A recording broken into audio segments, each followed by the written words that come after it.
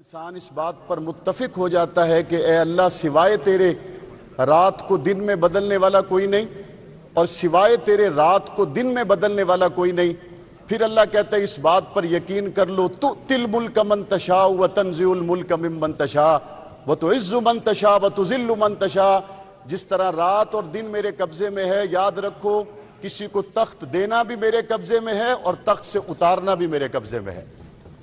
آج اس تاریخی موقع پر میں دل کی گہرائیوں سے اپنے بہت ہی پیارے بھائی محمد حمزہ شہباز کو 197 ووٹوں کے ساتھ منتخب ہونے والے وزیر اعلیٰ پنجاب کو مبارکباد پیش کرتا ہوں.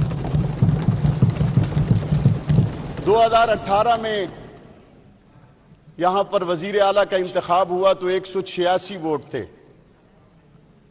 اور آج یہاں پر وزیر اعلیٰ کا انتخاب ہوا تو 197 ووٹ تھے. یہ ہمارے لیے کافی ہے سمجھنے کے لیے کہ حالات کی گرد و پیش کے سارے سرے اللہ کے ہاتھ میں ہیں اور اللہ ہی بہتر جانتا ہے کہ آنے والے وقت میں کیا ہونے والا ہے.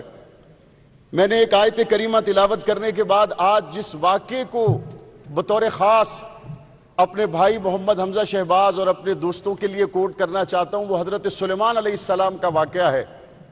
جب انہوں نے ملکہ بلقیس کا تخت منگوانے کے لیے اپنے دربار میں بیٹھے ہوئے ایک جن سے کہا کہ لے آؤ گے، اس نے کہا میں لے آؤں گا اس سے پہلے کہ آپ کا دربار برخاست ہو میں لے آؤں گا. ایک دوسرا شخص کھڑا ہوا، اس نے کہا میں اتنی جلدی لے آؤں گا جتنی پلک جھپکنے کے برابر. حضرت سلیمان علیہ السلام نے ابھی پلک جھپکی تو وہ سینکڑوں میل کا فاصلہ طے ہو کر تخت وہاں پر آ چکا تھا. حضرت سلیمان علیہ السلام نے جواب میں یہ نہیں فرمایا دیکھو ہماری ٹیکنالوجی کتنی بڑی ہے، دیکھو ہمیں کیسی طاقت دی گئی ہے، دیکھو ہمارے پاس کون سی صلاحیتیں ہیں، بلکہ اس کے فوراً بعد فرمایا ھذا من فضل ربی، یہ جو کچھ بھی ہے یہ میرے اللہ کا فضل ہے. اور فرمایا لیبلونی ااشکر ام اکفر، اللہ تعالیٰ نے یہ چیز مجھے دے کر آزمایا کہ میں اس موقع پر اللہ کا شکر ادا کرتا ہوں یا ناشکری کرتا ہوں. ہم اس موقع پر کہتے ہیں الحمدللہ رب العالمین، اے اللہ ساری تعریفیں آپ کے لیے ہیں، یہ جو کچھ الٹ پھیر ہے یہ سب کچھ آپ کے ہی حکم پر ہے.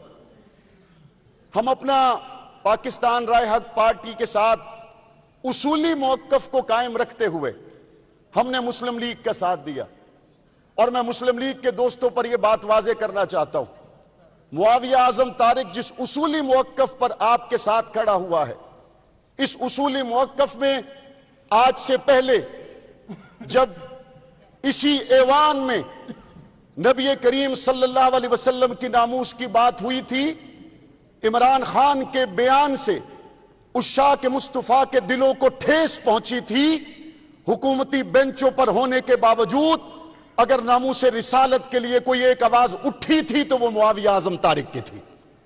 حکومتی بینچوں پر ہونے کے باوجود ہمارے ملک کے اس وقت کے وزیر اعظم نے جب امریکہ کا دورہ کیا اور قوم کی بیٹی ڈاکٹر عافیہ کی بات نہیں کی، حکومتی بینچوں پر ہونے کے باوجود ڈاکٹر عافیہ کے لیے بات کی تو معاویہ اعظم طارق نے کی تھی. ہم آج بھی اسی اصولی موقف پر قائم ہیں کہ حکومتی بینچوں پر ہونے کے باوجود جب رحمت للعالمین مسجد سے عشاق مصطفیٰ کے سینے پہ گولیاں چلائی گئی ہم نے اس وقت بھی متوجہ کیا تھا. ہمارے بعض دوست کہتے ہیں مولانا آپ حکومتی بینچوں پر تھے، آپ نے حکومت کو تنقید کا نشانہ کیوں بنایا؟ میں ان سے کہتا ہوں آپ کو پچھلے 3 سالوں میں کرکٹ کی مثالیں سننے کا بہت موقع ملا ہوگا. اگر آپ شاہد افریدی کو پسند کرتے ہیں تو مجھے بتائیں کیا اس پسندیدگی کی وجہ سے آپ اس کی ڈیڈ بال کو بھی ٹھیک کہتے ہیں؟ آپ شاہد افریدی کو پسند کرتے ہیں، کیا پسندیدگی کی وجہ سے آپ اس کی وائٹ بال کو بھی ٹھیک کہتے ہیں؟ ایسا نہیں کرتے. آپ کی پسند اپنی جگہ پر، لیکن جناب اسپیکر ڈیڈ بال ہوتی ہے، وائٹ بال ہوتی ہے. عمران خان صاحب نے اقوام متحدہ میں رسول اللہ کی عزت کی بات کی، بہترین بال تھی. اقوام متحدہ سے نکلنے کے بعد اسلاموفوبیا پہ بات کی، بہترین بات تھی. یکساں قومی نصاب کی بات کی، بہترین بات تھی. لیکن حضور کی گستاخی کرنے والی آسیہ ملونہ کو رہا کرنے پر اگر کوئی مجھے کہے کہ میں اس کے موقف کو درست کہوں، میں آج بھی درست نہیں کہتا، میں قیامت تک درست نہیں کہہ سکتا۔ ہمارے لیے ہمارے نبی اقدس سے بڑھ کر کوئی شے نہیں۔ اور اس سے اگلی بات میں عرض کرنا چاہتا ہوں، جب آپ بات کرتے ہیں کہ جناب بہتر چیزوں کا اور غلط چیزوں کا آپ نے تعین کیسے کرنا ہے، ریاست مدینہ کا نعرہ لگانے کے بعد کیا یہ بات واضح نہیں ہو گئی تھی کہ ہمارے لیے سب سے پہلی ذات اگر ہے تو وہ نبی کریم صلی اللہ علیہ وسلم کی ذات اقدس ہے؟ کیا وجہ ہے کہ پچھلے رمضان المبارک میں جب اس شاہ کے مصطفیٰ پر گولیاں چلائی گئی، آپ نے کہا ہم یورپی یونین کو ناراض نہیں کر سکتے، اور جب آپ کی جیب سے ایک خط نکلا آپ امریکہ کے سامنے سیسا پلائی دیوار بن گئے، آپ یورپ کے سامنے سیسا پلائی دیوار بن گئے۔ میں اس بحث کو مزید طویل نہیں کھینچنا چاہتا، لیکن میں یہ ضرور کہنا چاہتا ہوں، چھٹی گیند، اوور کی چھٹی گیند جو امریکہ کی سازش کے حوالے سے کپتان نے عوان کے کورٹ میں ڈالی ہے، جوڈیشل کمیشن کا مطالبہ فواد چودھری کی طرف سے کیا گیا، پارلیمانی کمیشن وزیر اعظم صاحب بنانے پر تیار ہے۔ میں مطالبہ کروں گا پنجاب کی اسمبلی کی پارلیمانی پارٹیوں کو اس کے اندر نمائندگی دی جائے، ہم وہاں بیٹھنا چاہتے، اس خط کا کٹھا چٹھا کھولنا چاہتے، ہم وہاں بیٹھ کر جوڈیشل کمیشن سے جو فیصلہ آئے اس کا انتظار کرنا چاہتے ہیں۔ اور میں اس بات کو واضح کر دوں، جس طرح چند دن پہلے وزیر اعظم صاحب نے بھی اس بات کو واضح کیا، اگر اس خط کے نتیجے میں یہ بات واضح ہو جاتی ہے کہ رجیم چینج کی بات کی گئی ہے، اس خط کے نتیجے میں یہ بات آتی ہے کہ باہر سے سازش کے نتیجے میں اپوزیشن کو حکومتی بینچوں پر بٹھایا گیا ہے، جو وزیر اعظم پاکستان کا موقف ہے وہی میری پارٹی کا موقف ہے۔ اگر امریکہ کی طرف سے یہ سازش ثابت ہو جائے، عمران خان تم پیچھے بیٹھ جانا، 10 قدم آگے ہم لڑیں گے، کیونکہ ہمارا ملک ہے، ہم اس کے لیے پیچھے نہیں بیٹھ سکتے۔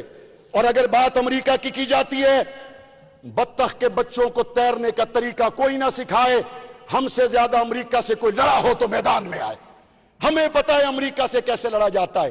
شاملی کے میدانوں میں ہم کھڑے تھے، کالا پانی کے جزیروں میں ہم کھڑے تھے۔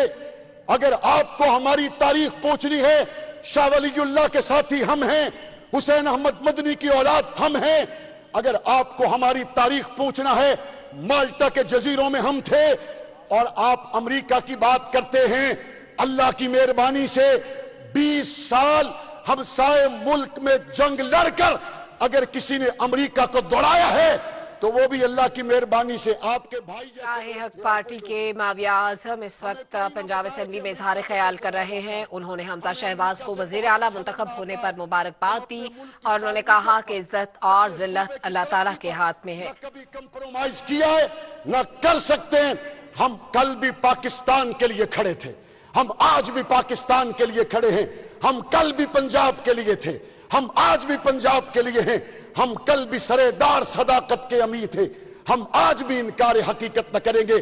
اور آخر میں محترم سپیکر، آج ہونے والے دلخراش واقعات کو اگر میں اپنی گفتگو میں ذکر نہ کروں تو نامناسب ہوگا۔ مجھے بہت تکلیف ہے، مجھے بہت افسوس ہے، آج اس ہاؤس کے اندر جس طرح سے صورتحال پیدا ہوئی، جس طرح سے ایک جتھا آپ کے اوپر چڑھ دوڑا، جس طرح سے انہوں نے آپ کی اور اس ہاؤس کی عظمت کو پامال کرنے کی کوشش کی، میں سمجھتا ہوں پنجاب کی تاریخ میں اس سے بدترین دن کوئی نہیں ہو سکتا۔ لیکن اللہ کا شکر ہے، دوسرے دن کا سورج طلوع ہونے سے پہلے پہلے آپ کے سر پہ سیرا ہے، آپ نے اس بدنامی کے داغ کو دھو کر رکھ دیا، آپ کے سر پہ سیرا ہے، آپ نے اس بدنامی کے داغ کو دھو دیا۔ اور جس جرت اور ہمت کے ساتھ آپ نے آج پنجاب کے اس ایوان کے تقدس کو قائم رکھنے کے لیے اپنے جذبات کا کڑوا گھونٹ پی کر آج اس کاروائی کو مکمل کیا، آپ لائق صد تحسین ہیں۔ اور یہاں پر بات کی گئی، شاہ صاحب کی طرف سے بھی کی گئی، اور محترم وزیر اعلیٰ صاحب بھی کہہ رہے تھے اس کی ایک کمیٹی بننی چاہیے اور تمام کرداروں کو سامنے آنا چاہیے۔ یہ نہیں ہو سکتا کہ سامنے میرے نبی کا نام لکھا ہو اور یہاں پہ دھما چوکڑی بچائے جائے، یہ نہیں ہو سکتا اوپر قرآنی آیتیں لکھی ہوں اور یہاں پر فحش گالیاں دی جائیں، یہ نہیں ہو سکتا یہاں پر درود پاک لکھا ہو اور اس ہاؤس کے تقدس کو پامال کیا جائے۔ آپ کمیٹی بنائیں اور اس کے کرداروں کو سامنے لا کر ہم ایسی عبرت بنانا چاہتے ہیں دوبارہ میرے پنجاب کے اس ایوان کے تقدس کو پامال کرنے کی کوئی جسارت نہ کر سکے۔ میرے بھائی محترم حمزہ شہباز صاحب نے پنجاب کے ترقی کے پہیے کو آگے بڑھانے کے لیے جس فکر کا اظہار کیا، میں اپنی پارٹی کی طرف سے مکمل طور پر یقین دہانی کرواتا ہوں۔ محترم حمزہ شہباز صاحب، آپ کو پنجاب کی تعمیر و ترقی کے لیے، آپ کو پنجاب کے غریبوں کو کھانا پہنچانے کے لیے، پنجاب کے اندر محروموں لاچاروں کی آرزوؤں کو پورا کرنے کے لیے معاویہ اعظم طارق کی جہاں ضرورت ہوگی، میں اور میری پوری جماعت آپ کے شانہ بشانہ کھڑے ہوں گے۔ پاکستان زندہ باد، پنجاب پائندہ باد۔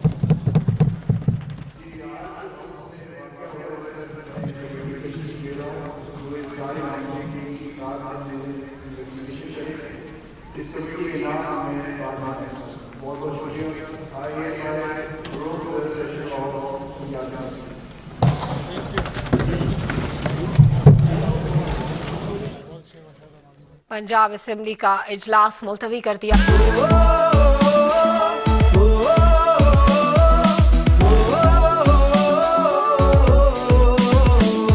سرسبز ہے، شاداب ہے، تیرے راستے نایاب ہے، قدرت یہاں ہے مہرباں، یہاں نعمتیں بے حساب ہیں۔